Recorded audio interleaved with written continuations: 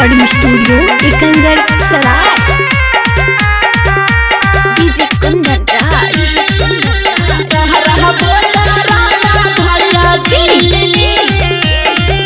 Presented by Krishna films. थरिया में न मरिया करा जामा भैया जी, ए जी जामा भैया जी। थरिया में न मरिया करा जामा भैया जी, करा जामा भैया जी। तबे रखिया बंधबो तोर कलैया नाता करबो डरामा भैया जी। तबे रखिया बंधबो तोर कलैया नाता करबो डरामा भैया जी।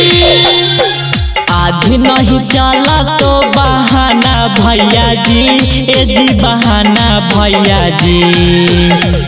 आज नहीं चला तो बहाना भैया जी, ए जी बहाना भैया जी। तबे रखिया बंधबो तोर कलैया नाता करबो डरामा भैया जी।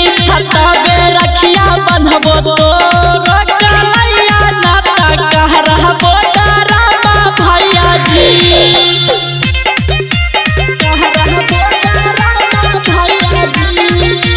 डीजे कुंदन राज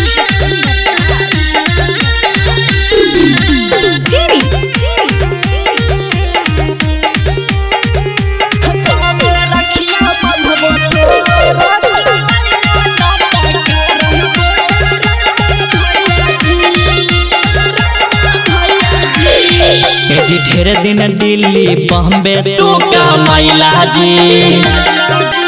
आज भैया हाथ में तू हुआइला जी। ए भैया ढेर दिन दिल्ली बॉम्बे तू कमाइला जी। आज भैया हाथ में तू हुआइला जी। नातायाज कराबो हंगामा भैया जी, ए जी हंगामा भैया जी। नातायाज कराबो हंगामा भैया जी, ए जी हंगामा भैया जी। तबे रखिया बंधबो तोर कलैया नाता करबो डरामा भैया जी। तबे रखिया बंधबो तोर कलैया नाता करबो डरामा भैया जी।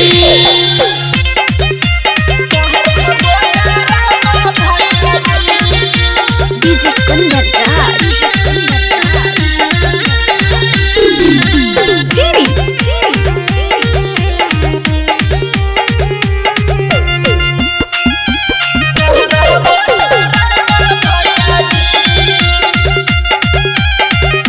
इसका रिकॉर्डिंग स्टूडियो एकंगर सराय। जी राहुल भैया बनाना कर जो सजी। नहताया सो जाइबो हमें रो सजी। भैया बनाना कर जो सजी। नहताया सो जाइबो हमें रो सजी। 10-20 चलतो नहीं कामा भैया जी, ए जी कामा भैया जी। 10-20 चलतो नहीं कामा भैया जी, ए जी कामा भैया जी।